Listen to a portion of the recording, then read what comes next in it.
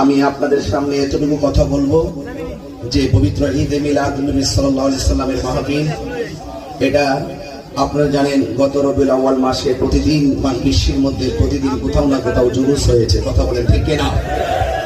তাই বলে কি এখন কি মিলাদ নবীর মাহফিল করা যাবে না? কথা বলেন যাবে না? নবীকে পেয়ে কি আমরা শুধুমাত্র 12 রবিউল আউয়াল খুশি?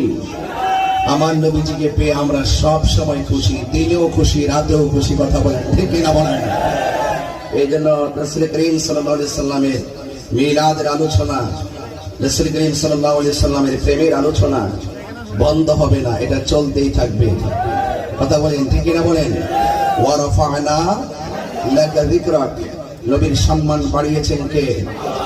রাসূল করিম সাল্লাল্লাহু আলাইহি সাল্লামকে আল্লাহ পাক দেখেন কোথাও মুহাম্মদ বলে ডাক দেয় নাই। মুসা নবীকে বলছেন ইয়া মুসা, আদম নবীকে বলেন ইয়া আদম, ইব্রাহিম নবীকে বললেন ওয়া নাদাইনাহু আইয়া ইব্রাহিম। এভাবে বলতে বলতে বলতে বলতে সব নবীজিকে আল্লাহ পাক নাম ধরে ধরে ডাক দিয়েছেন। আমার নবীজিকে ডাক দেননি। আমার নবী কম্বল পরে বসে আছেন, আল্লাহ পাক বলছেন ইয়া আইয়ুহাল মুসাম্মিল। আমার নবী চাদর পরে বসে আছেন, আল্লাহ পাক বলছেন ইয়া আইয়ুহাল মুদ্দাসির। কাফ হা ইয়া আইন সাদ ইয়াসিন তাহা। এই যে নামে ভূষিত করেছেন কেন? একটাই কারণ, আমার নবী কালিমুল্লাহ নয়, আমার নবী সফিউল্লাহ নয়, আমার নবী রুহুল্লাহ নয়, আমার নবী নাজিউল্লাহ নয়, আমার নবী খলিফাতুল্লাহ নয়, আমার নবী রুহুল্লাহ নয়, আমার নবী হলো Habibullah. What is the difference between Kalim and Habib? Kalim এবং হাবিবের মধ্যে পার্থক্য কি? কালিম হলো তিনি যিনি তুর পাহাড়ে গিয়ে আল্লাহকে বললেন ইয়া রাব্বি আরনি, হে রব আপনি আমাকে দেখা দেন। আল্লাহ বলছেন লান তারানি, কখনোই তুমি আমাকে দেখতে পারবে না। মুসা নবী আল্লাহকে তুর পাহাড়ে দেখার জন্য দরখাস্ত করে, আর হাবিবুল্লাহ হলো তিনি যিনি আল্লাহকে দেখার জন্য দরখাস্ত করে নাই, স্বয়ং রব জিবরাইলকে পাঠিয়ে মহান রবের দিদার নিয়েছেন।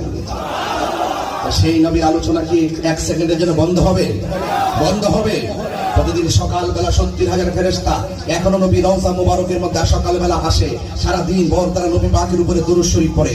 সন্ধ্যাবেলায় 70,000 চলে যায়, আবার 70,000 সন্ধ্যাবেলা আসে, সারা রাত নবীর উপরে দুরূদ শরীফ পড়ে, আবার সকালবেলা চলে যায়।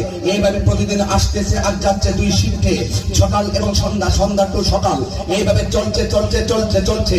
আজকে এসেছে, আগামীকালও আসবে, এবং সৃষ্টির শুরু থেকেই আল্লাহর হাবিব সাল্লাল্লাহু আলাইহি ওয়াসাল্লাম দুনিয়াতে আসার পর রাসূল করিম সাল্লাল্লাহু আলাইহি ওয়াসাল্লাম কাছে এই সিস্টেম চলতেই আছে। কিয়ামত পর্যন্ত নবী পাকের উপরে দুরূদ শরীফ চলতেই থাকবে। তুমি মৌলবী, তুমি ডাবলু মার্কা মৌলবী, নবীর উপরে দুরূদ পড়লেই কি আর না পড়লেই কি? কথা বলেন ঠিক কিনা বলেন? নবী পাকের সম্মান কি কোনদিন কমে যাবে? বরং আমরা সোনাইমুড়ি মানুষ, আমরা বড়ুয়ার মানুষ, চান্দিনার মানুষ, কুমিল্লার মানুষ, আমরা যদি নবী